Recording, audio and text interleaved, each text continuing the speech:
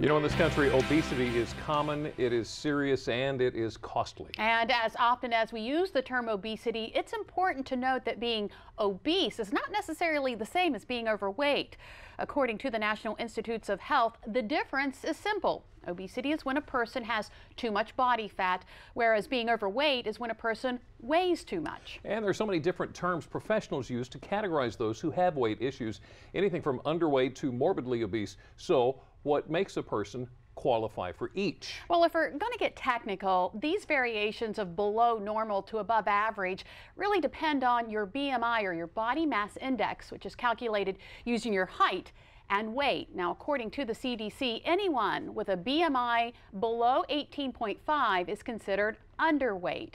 A BMI between 18.5 and 24.9 indicates a normal or healthy weight. A BMI between 25 and 29.9 is considered overweight, and a BMI over 30 is considered obese. So you may already be putting yourself into one of the categories we mentioned, but where you actually end up might actually surprise you. In fact, the next time you visit your doctor, they can help you calculate your BMI, or you can go to our website, WBOC.com, and click on our picture at the top of the page. You'll find a BMI calculator. Now, when it comes to the number of adults in each category, it's certainly changed over the years. But as of right now, according to the National Institute for Diabetes and Digestive and Kidney Diseases, 31.2% of people are in the normal weight category, while 33% of us fall into the overweight category. 35.7% of us are considered obese, and only 6.3% are considered extremely obese. Now, being obese can certainly impact your health. Obesity-related conditions include heart disease, stroke, type 2 diabetes, and certain types of cancer, just a few of the leading causes of preventable death. Now, it's no secret that America is getting fat, and that includes children. According to the Centers for Disease Control, obesity has more than doubled in children and quadrupled in adolescents in the past 30 years. The CDC says childhood obesity has both immediate and long-term effects on health and well-being. Obese youth are more likely to have risk factors for cardiovascular disease, such as high cholesterol or high blood pressure. And obese adolescents are more likely to have pre-diabetes. And if you consider that in 2012, more than 1/3 of children and adolescents were overweight or obese, it's easy to conclude that this country has and will continue to have an epidemic on its hand. Reversing this trend is going to take time and education. In the meantime, more overweight teenagers are turning to bariatric surgery. Chemo was like this. Was like that? Yeah. Okay. 19-year-old Renee Henry is relearning how to eat. Sessions with her nutritionist are a big part of a weight loss journey she started last year. Her struggle with losing weight started about a decade ago. I've always been like the tallest of my class, the biggest of my class, even in kindergarten and everything. I've always been the bigger girl.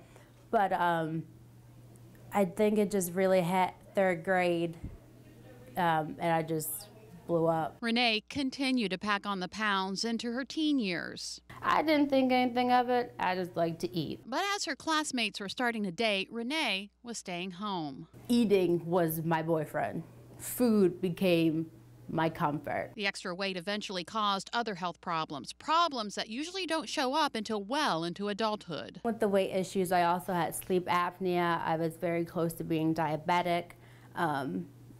I had anxiety, depression, as well as asthma and heart problems because I have a heart murmur. So then my heart was enlarged and I had fluid around my heart. It was her senior year in high school when Renee decided something needed to change. I just felt it was time. There was a lot of things going on in my life and I was like, I need to take control of something. That's when Renee met Dr. Kirk Reichard, a surgeon with Nemours A.I. DuPont Hospital for Children. You know, you could tell that she had withdrawn and that she was being bullied in school and that, you know, she was desperate at the point that she came here for something to change the trajectory of her life. But that change was going to take time. You have to lose weight, like you have to show that you're ready for it. They have to track you for like 6 months or something like that. Like it is a long, long process. A process that starts not with the body, but the mind. They make multiple visits here, you know, sometimes as often as every 2 to 3 weeks over several months to really go through every facet of their life to make sure we understand not only their medical issues but their psychological issues and all the family barriers that there are And we don't move them on until we're convinced as a team that they're ready. Renee was 335 pounds before she had the surgery. Since the surgery last fall, she's lost nearly 100 pounds. How has your life changed? Oh, it's a lot better. Like, emotionally, I'm just like, I cannot stop checking myself out in the mirror. Like, it is just the complete opposite of how I was. I'm just like, Probably one of the most rewarding things I do. We have clinic on Fridays where we see both the kids before surgery and then the kids after surgery. And compared to a lot of the other procedures that I do, just the changes, the lifestyle changes, and the personality changes like we saw in Renee are just extremely rewarding. Renee's weight loss is typical of someone following the surgery, but for her, this journey is far from over. there's still a lot of things that I need to work on more emotionally and physically. I feel like I want to lose more weight. My goal weight is like 180, so I'm not very close, but like I'm closer than I was before. You have to work out and eat right continuously for the rest of your life, because my uncle, he had the surgery, but he gained all the weight back, plus more. Along with the weight, Renee is shedding all of the health problems and replacing them with a new energy and confidence. I just want to go out all the time. I want to meet new people. I want to travel more. Like, I just want to go all over. And physically, like, I can finally go into a store and shop. Now, in order to be considered for bariatric surgery at AI DuPont, a child has to be referred by a pediatrician. They have to be 14 or have already gone through sexual maturity. The child must be above the 99th percentile for body mass index, or BMI.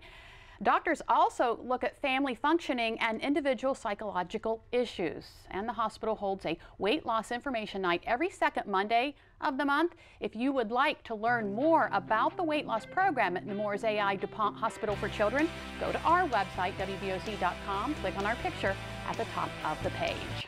Well, it's no secret a big part of a healthy lifestyle is what you eat. And for decades, we've always heard to be very careful with starches. Not anymore. Up next on Delmarva Life, we get the skinny on starches, including how some of them may actually help you with weight loss.